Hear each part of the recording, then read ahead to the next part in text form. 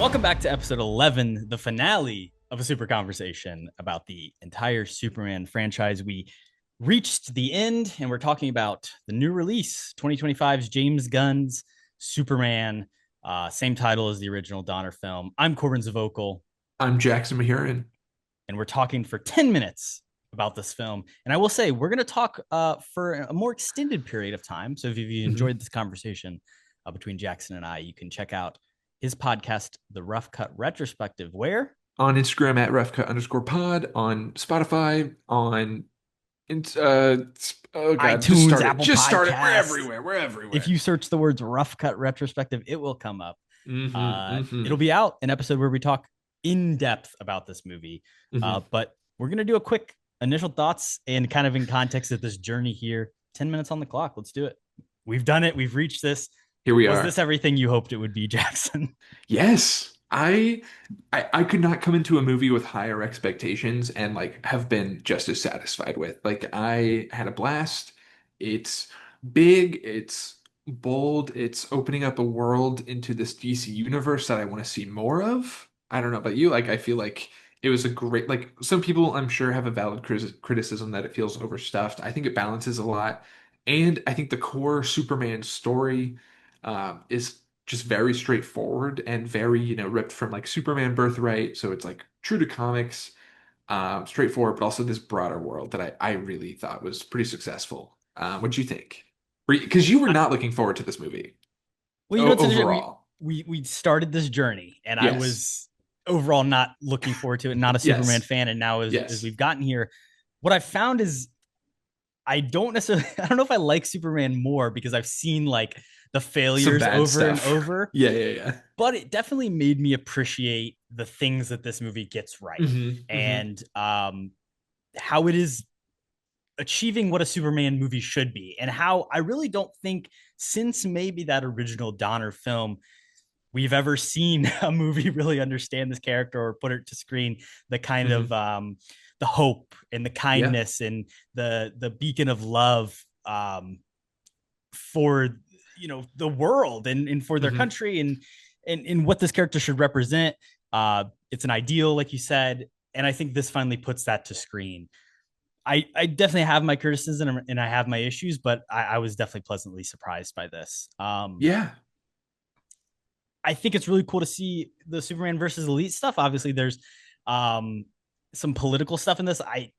We do not have the time to get into that fully, but it Yeah. is so cool to see um, everybody be able to recognize the real world politics playing out in this Yep. movie. Hmm. Um, and it's cartoonishly evil, but the things that are happening in the real world are cartoonishly Yeah. evil. And in Superman versus the Elite, like we see, like this is a constant through Superman. Like Superman's always kind of involved in these because he's not. Yes, he is from America, but he's also this global figure in a certain sort Yeah. of way. What Hmm. did you think about that stuff in this movie?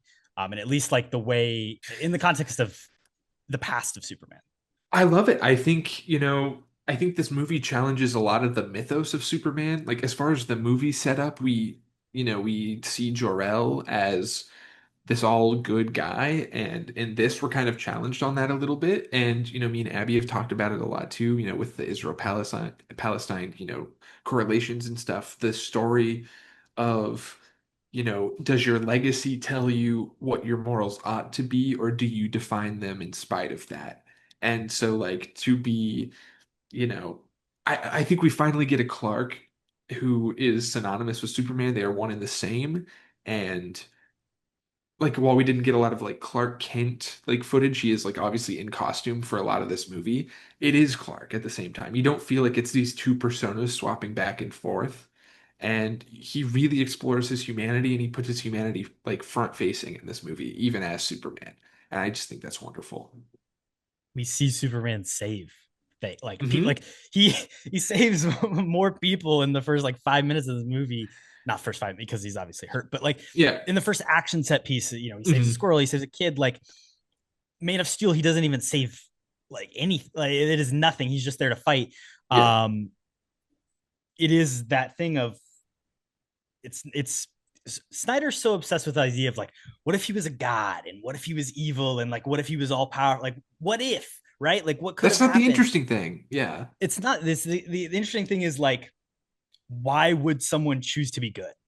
And what That's the what is the reason for subversion of doing that? yeah, that's the Superman is the subversion of this power fantasy of like if I had all this power, I would do this and this and this and this. And he's like, but what he restrains himself from, and they show it in this too, like what his restraint is and how he directs his power is what's interesting and subversive from that. And Snyder is not being interesting with that.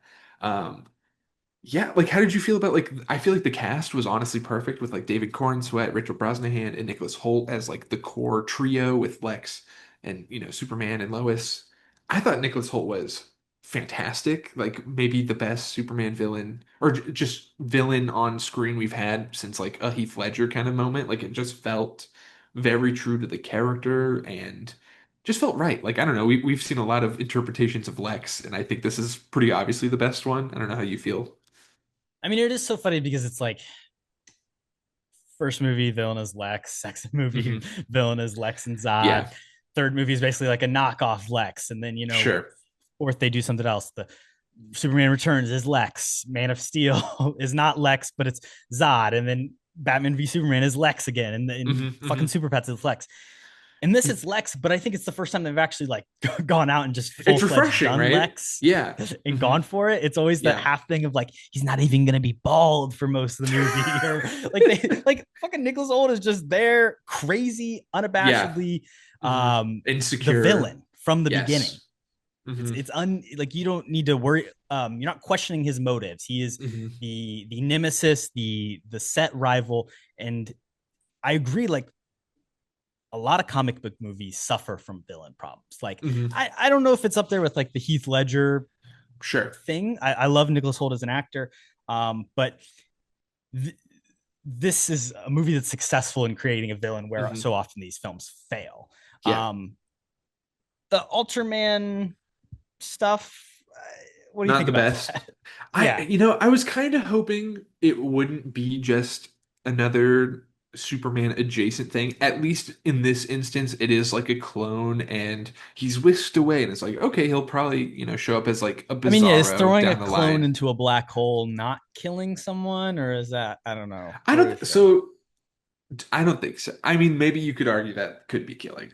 Um, I will say if we get to see him building a square Earth somewhere in a square world, being super bizarro-y, I would love that. They were giving him a bunch of moves. I saw someone say, "Oh, he's gonna just be repeating like B0 to himself over and over again until he calls himself Bizarro." And I'm all for that. That is totally fine for me. We especially because the world was so full of like interesting things to look at. I'm okay with it being a Superman clone because that is true to Lex. And it's a fun. I do like Bizarro, so like if they do end up going that route, I'll be like super happy with that too. And I do find it interesting too that super that Lex Luthor has this super clone, and he's just the fact that he's covering him up even when he's not like the Hammer of Baravia, right? Like he's in this costume underneath that. And I think that's because he's so disgusted even to have a clone of Superman because he hates him so much. And I think that's really fun. And there's some interesting stuff to explore there. He hates what he cannot have and what he Hmm. cannot be. And I really love that final monologue where he's like just absolutely losing his mind and like practically crying and Hmm. screaming at Superman. Really great stuff from Nicholas Holt there.